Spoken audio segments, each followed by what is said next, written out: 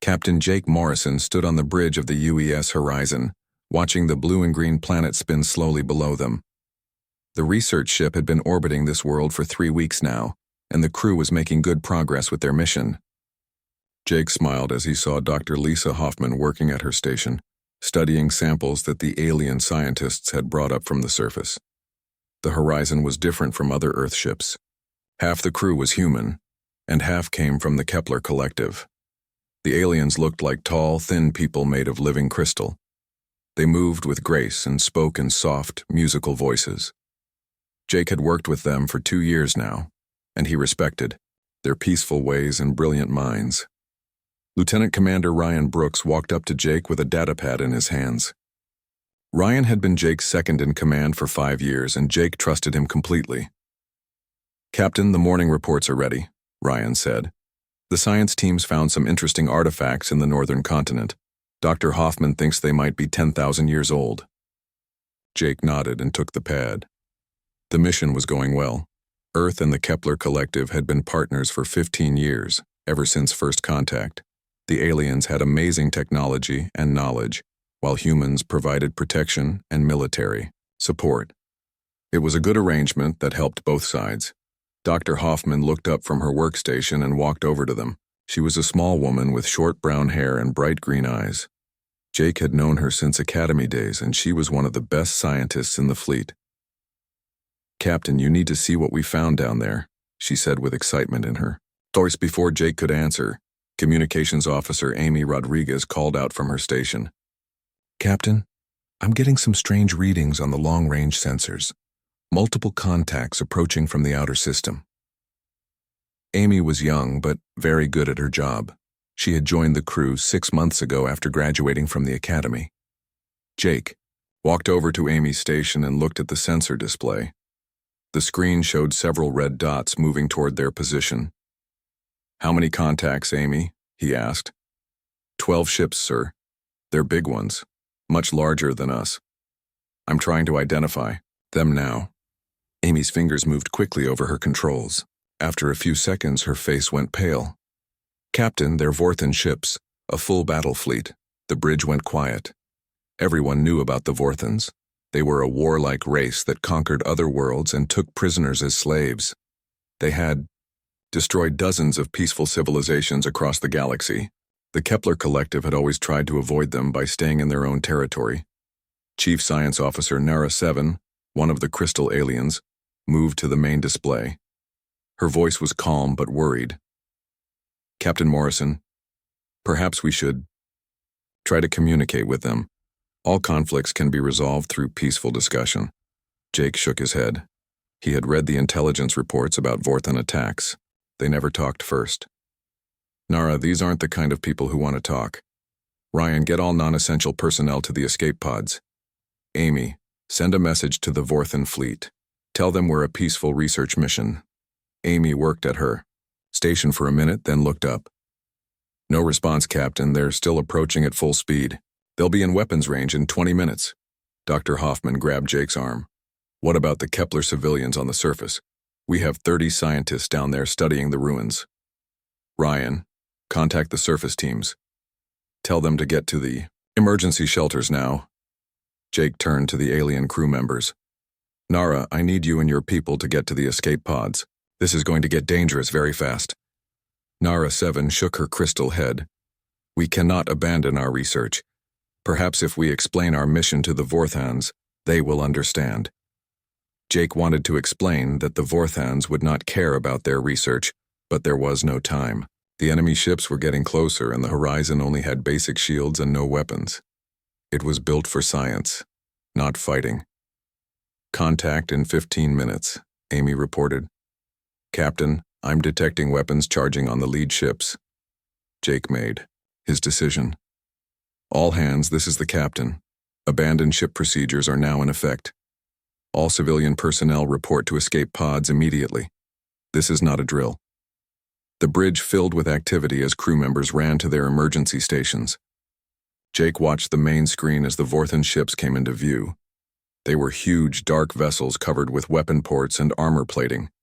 Each one was 3 times the size of the Horizon. Dr. Hoffman refused to leave the bridge.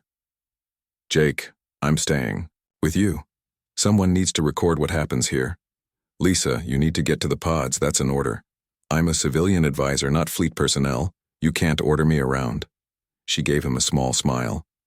Besides, someone needs to make sure. You don't do anything stupid. The first Vorthan shots hit the Horizon's shields, making the whole ship shake. Sparks flew from several control panels and the lights flickered. Jake grabbed the communications panel. Amy, are you ready to send the distress signal? Ready, Captain. Emergency beacon programmed with our location and situation. Another wave of energy beams hit the ship. This time the shields failed completely, and several hull breaches appeared on the damage control display. Send it now, Amy. Full power on all frequencies. Amy pressed the transmit button. The distress signal raced away from the dying ship at light speed, carrying a simple message to Earth and Kepler space. It told anyone listening that the research ship Horizon was under attack by Vorthan forces at the coordinates that followed. It asked for immediate assistance and warned that civilian scientists were in danger. The ship shook again as more weapons fire tore through the hull. Captain, we've lost main power, Ryan reported. Life support is failing. Jake looked around. The bridge one last time. Most of the alien crew members had made it to the escape pods, but he could see that some of the human crew was still at their stations, trying to save the ship. All remaining personnel, abandon ship now. That's a directee. Order. He grabbed Dr. Hoffman's hand and pulled her toward the last escape pod. Ryan was right behind them, carrying Amy, who had been injured when her station exploded. As they reached the pod, Jake took one more look at his ship. The Horizon was breaking apart under the Vorthan attack. Pieces of hull drifted away as explosions tore through the research vessel. Jake sealed the escape pod hatch and fired the launch rockets. As they moved away from the dying ship, he watched through the small window as the Horizon finally exploded in a brilliant flash of light. The escape pod drifted in space with 15 survivors inside. Through the window, Jake could see the Vorthan ships moving toward the planet where the other research teams were hiding. Soon those people would be captured or killed, and there was nothing he could do to help them. But the message had been sent. Somewhere in space, racing toward Earth at the speed of light, was a call for help. Jake Morrison had been in the fleet, long enough to know that when Earth got that message, they would not send diplomats or negotiators. They would send warships. Admiral Patricia Kane stood in the command center of Luna Base, staring at the holographic display that showed the outer rim of known space. 6 days had passed since the distress signal from the UES Horizon reached Earth. The message was short, but clear. A research ship with human and alien crew was under attack by Vorthan forces. They needed help immediately. The room was filled with officers from different branches of Earth's military. Everyone was waiting for the Admiral's decision. Patricia Kane was 52 years old and had served in the Earth fleet for 30 years. She had fought pirates in the asteroid belt and protected colony ships from raiders. But this was different. This was war. Colonel Steve Martinez walked up to the Admiral with a data pad in his hands. Steve was a big man with gray hair and scars on his face from the border wars. He commanded the Fleet Marine Corps and had been Patricia's friend for 20 years. Admiral, we have 12 ships ready to go. The first expeditionary fleet is fully loaded and waiting for orders. Patricia took the pad and looked at the ship list. The flagship was the UES Retribution, a massive dreadnought with enough firepower to destroy a small moon. There were also destroyers, cruisers, and assault ships filled with Marines. It was the most powerful fleet Earth had ever assembled. What about our allies? Patricia asked. Have the Kepler Collective made any decisions? Captain Helen Parker stepped forward. Helen commanded the destroyer UES Valkyrie and had been studying the situation for days. She was young for a captain, only 35, but she was brilliant and fearless. Admiral, the Kepler government wants to form a diplomatic committee. They think they can negotiate with the Vorthans. They're asking us to wait while they try to make peace talks. Patricia shook her head. She had expected this response from the peaceful aliens. The Kepler Collective had not fought a war in over 1,000 years. They did not understand that some enemies could not be reasoned with. How long would these peace talks take? 6 months to a year, maybe longer, Helen replied. They want to study Vorthan culture and find common ground for discussion. Dr. Richard Stone spoke up from his position near the tactical display. Richard was Earth's leading expert on alien military forces. He had spent years studying how different species fought wars. Admiral, I've been analyzing Vorthan attack patterns for the past week. They don't negotiate. When they find a target, they attack immediately and take prisoners for slave labor. Any survivors are sold to other species or used in their mining operations. Patricia walked to the main display and looked at the star map. The system where the horizon was attacked was far from Earth, in a region that few ships ever visited. It would take 2 weeks to get there, even with the fastest ships in the fleet. Richard, what do we know about Vorthan military strength? They rely on big ships and heavy weapons, Richard explained. Their tactics are simple. They use overwhelming force to destroy enemy ships quickly. They've never lost a major battle because most species surrender when they see how powerful the Vorthan fleet is. Captain Ben Williams raised his hand. Ben commanded the cruiser UES Thunderstrike and had served with Patricia during the colony. Protection wars. He was calm under pressure and always asked the right questions. Dr. Stone, have the Vorthans ever fought humans before? No, Captain. We would be the first human military force they've encountered. They know about us, but they think we're like the Kepler Collective. Peaceful scientists who won't fight back. Patricia smiled for the first time in days. That was exactly the advantage they needed. The Vorthans expected to find helpless civilians, not a battle fleet designed for war. Steve, how many Marines do we have ready? 5,000, Admiral. Full combat gear and assault vehicles. They're loaded on the transport ships and ready to go. Steve's eyes were bright with anticipation. Like most Marines, he was eager for a fight. Ambassador Keth 9 entered the command center. The tall crystal alien moved gracefully between the human officers, his voice soft and musical. Admiral Kane, I must ask you to reconsider this military action. The Kepler Council believes that violence will only make the situation worse. Perhaps if we offer the Vorthans trade agreements or scientific knowledge, they will release our people. Patricia looked at the alien ambassador with respect but also frustration. Ambassador, how many civilizations have the Vorthans destroyed while trying to negotiate with them? Keth 9 was quiet for a moment. The records show 47 species have been conquered by the Vorthan Empire in the past century. But surely this situation is different. We are not threatening them. Captain, Daniel Foster stepped forward. Daniel commanded a squadron of destroyers and had fought in more battles than anyone else in the room except Patricia. Ambassador, with respect, the Vorthans attacked a peaceful research ship. They didn't try to communicate. They didn't ask what we were doing there. They just started shooting. Violence should always be the last option, Keith 9 replied. My people have lived in peace for 1,000 years. We have solved every conflict through discussion and compromise. Patricia understood the alien's point of view, but she also understood something that the peaceful Kepler Collective did not. Sometimes the only way to protect innocent people was through force. Ambassador, I respect your people's commitment to peace. But the humans on that research ship were under Earth's protection. When someone attacks our people, we respond. She turned to address all the officers in the room. The Vorthans made a mistake when they attacked the horizon. They think humans are weak because we work with peaceful species. They're about to learn that Earth has never forgotten how to fight wars. Colonel Martinez grinned. What are our orders, Admiral? We leave in 6 hours. The first expeditionary fleet will jump to the target system and engage any Vorthan forces we find there. Our primary mission is to rescue survivors and secure the area.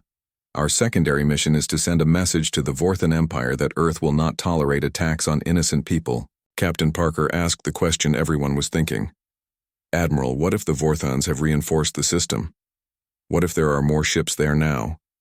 Patricia Kane looked around the room at her officers. These were the best military minds Earth had produced. They had trained for years for exactly this type of mission. Then we destroy them all. The Vorthans wanted a fight.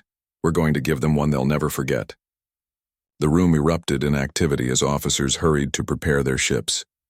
Within hours, the most powerful fleet in human history would be racing toward the outer rim, ready to show the galaxy that Earth protected its friends and punished its enemies. Ambassador Keth9 watched the preparations with wonder and fear. For the first time, he was seeing why humanity was such a valuable ally to peaceful species. When diplomacy failed, humans were ready to fight.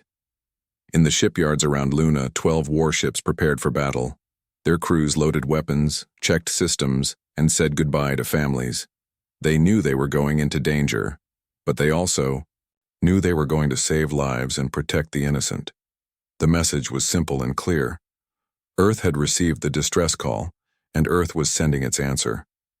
Not diplomats or negotiators, but warships and marines ready for battle. The first expeditionary fleet dropped out of hyperspace at the edge of the star system. Admiral Patricia Kane stood on the bridge of the UES Retribution, looking at the tactical display that showed the destruction the Vorthons had caused. Where? The research station used to orbit.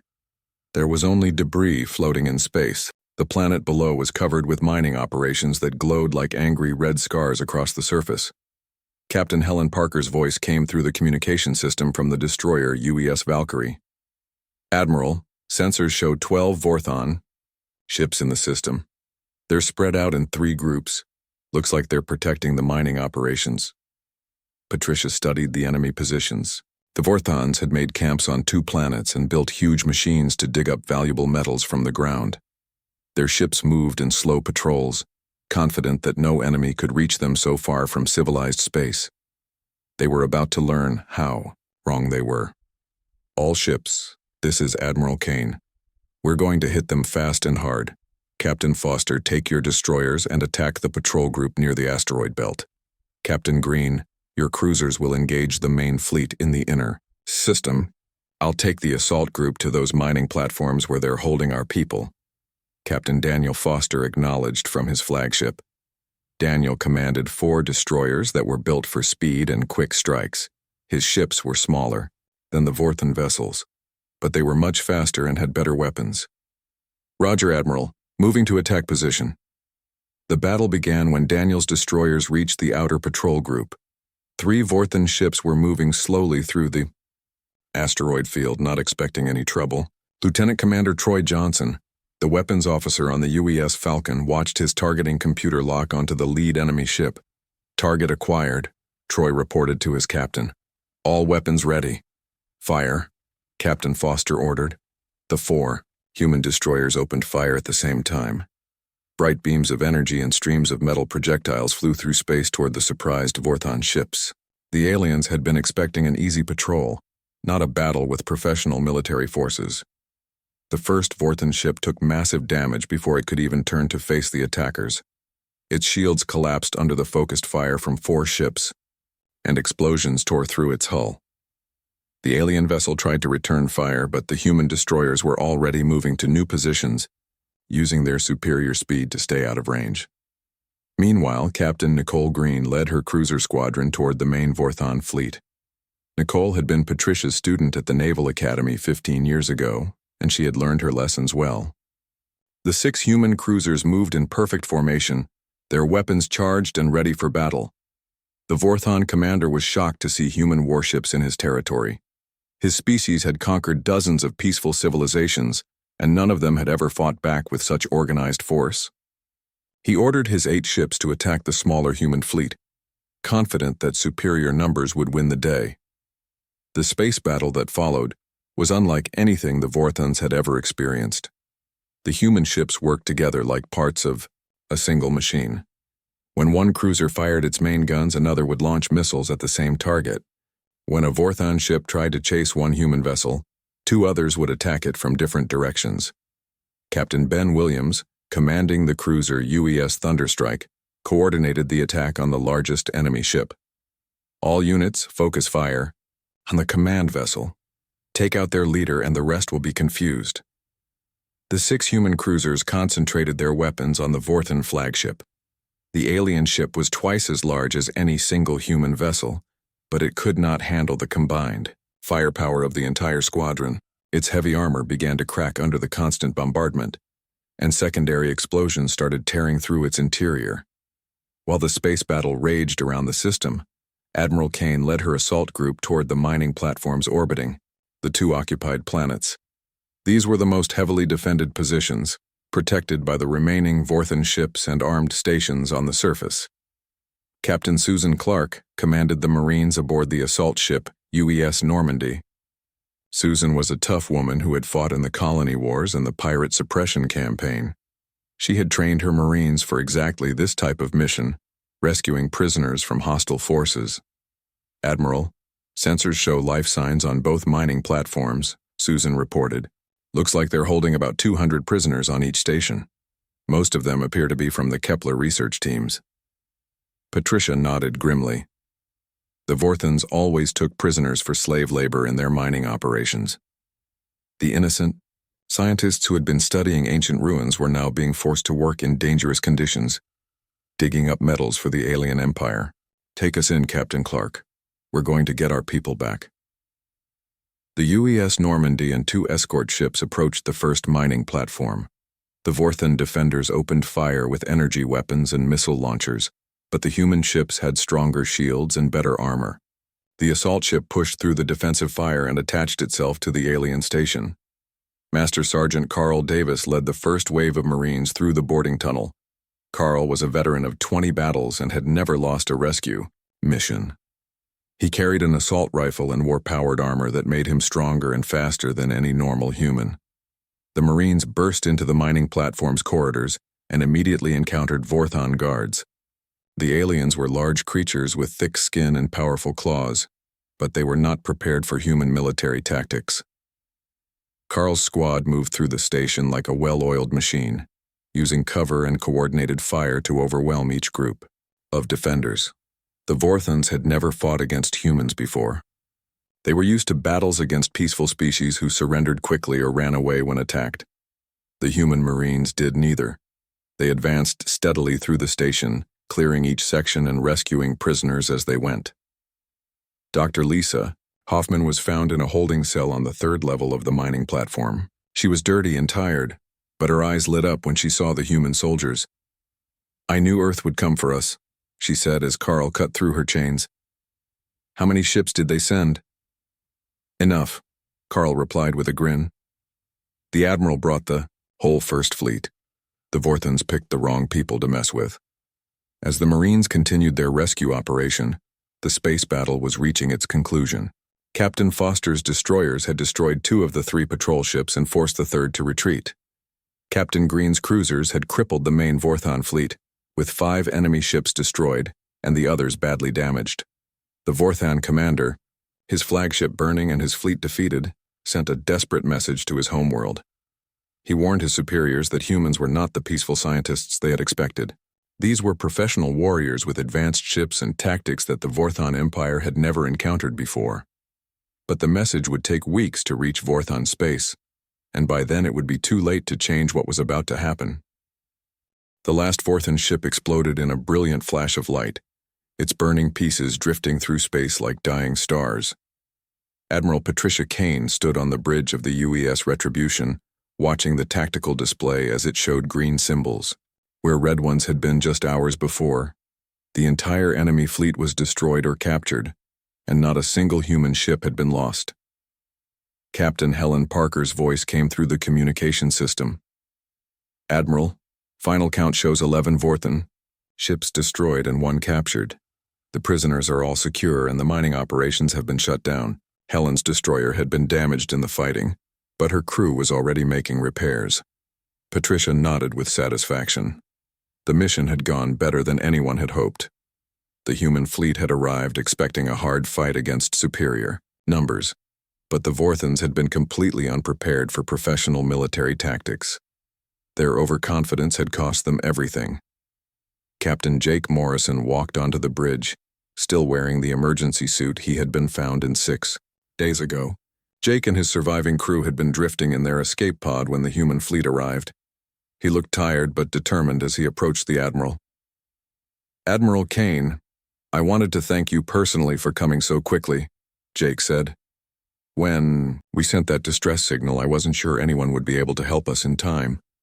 Patricia shook his hand. "Captain Morrison, Earth doesn't abandon its people. When we got your message, there was never any question about what we would do." She paused and looked at the debris field that had once been the Vorthan fleet. "I'm sorry we couldn't save your ship."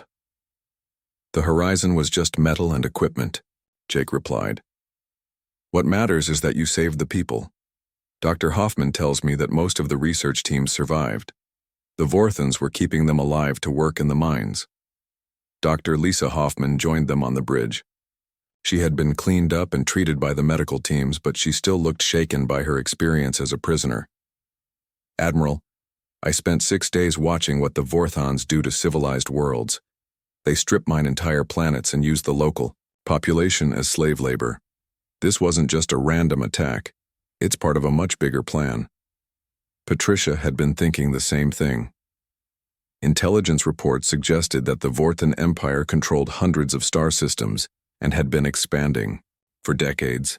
The attack on the research mission was probably just the beginning of a larger invasion into this region of space.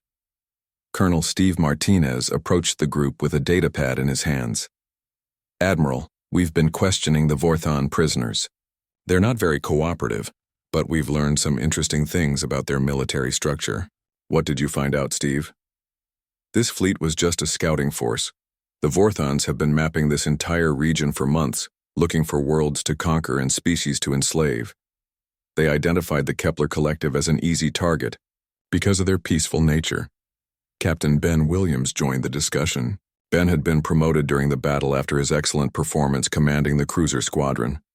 "Admiral, if this was just a scouting force, that means there are bigger fleets coming. The Vorthans won't ignore the destruction of 12 ships." Patricia walked to the main display and studied the star chart. The Vorthan Empire was located several hundred light-years away, but their ships were fast, and their military was large. It would take time for them to organize a response, but when they did, it would be massive. "How long before they can mount a counterattack?" she asked Dr. Richard Stone, who had been analyzing Vorthan military capabilities during the voyage. "Based on their previous campaigns, I estimate 3 to 6 months, Richard replied. "They'll want to send a much larger force to make sure they don't face another defeat." Ambassador Keth 9 materialized on the main screen, transmitting from the Kepler homeworld. The crystal alien looked both grateful and worried. "Admiral Kane, the Kepler Council wishes to express our deepest thanks for rescuing our people. However, we are concerned about the implications of this victory." "What kind of implications, Ambassador?" "The Vorthans will not forget this defeat. They will return with more ships and greater determination. Our peaceful worlds are not prepared for a war of this magnitude." Patricia understood the aliens' concern. The Kepler Collective had hundreds of worlds with billions of peaceful inhabitants. If the Vorthans decided to launch a full-scale invasion, the Crystal people would be helpless to defend themselves. "Ambassador, that's exactly why Earth maintains a strong military. We knew this day would come eventually. There are always species in the galaxy who prefer conquest to cooperation." Captain Susan Clark entered the bridge, still wearing her combat armor from the rescue mission. Susan's Marines had performed perfectly during the operation, saving every prisoner without losing a single soldier. "Admiral, we've finished searching the mining platforms. The Vorthans had detailed maps of dozens of star systems, including the locations of major Kepler colonies." This confirmed Patricia's worst fears. The attack on the research ship had not been random. It was part of a systematic plan to conquer the entire region. The Vorthans had been preparing for a massive invasion, and only Earth's quick response had stopped the first phase. "What are your orders, Admiral?" Captain Daniel Foster asked. Daniel's destroyer squadron had performed brilliantly in the battle, proving that human ships could outfight larger alien vessels through superior tactics and training. Patricia made her decision. "We're not going home. The first expeditionary fleet will remain in this region and begin preparing defenses. Captain Morrison, I'm giving you command of a new research vessel. Your mission will be to work with Kepler scientists to identify Vorthon targets and military installations." Jake nodded eagerly. "Admiral, I'd be honored to continue the mission. The Vorthons made a big mistake when they attacked peaceful researchers." "Captain Williams, you're being promoted to Commodore. I want you to return to Earth and brief fleet. Command on what we've learned. Tell them we need more ships and more Marines. This is just the beginning of a much larger conflict. Ben saluted. Yes, Admiral. How many ships do you think we'll need? Patricia looked at the star chart again, studying the vast expanse of space that the Vorthons wanted to conquer. All of them, Commodore. We're going to need every ship Earth can build. As the human fleet began organizing for the next phase of operations, word of the victory spread quickly through both human and alien communication networks. The peaceful species of the galaxy learned that Earth had defeated a major Vorthon fleet in just a few hours. The message was clear. Humanity would protect its friends and punish its enemies. But in the distant Vorthon Empire, military leaders were already planning their response. The destruction of the scouting fleet was an insult that could not be ignored. Massive war fleets began assembling in secret bases, preparing for a campaign that would either crush the humans or be crushed by them. Captain Jake Morrison stood on the bridge of his new ship, the UES Discovery, as it departed for another research mission. This time, however, the research teams would be protected by an escort of destroyers and cruisers. The age of peaceful exploration in this region of space was over. The distress signal that had begun as a desperate call for help had become something much more significant. It was the first shot in a war that would determine whether peaceful civilizations could exist safely in a galaxy filled with predators. Earth had heard the call and sent warships in response. Now the galaxy would see what happened when someone threatened the innocent under human protection.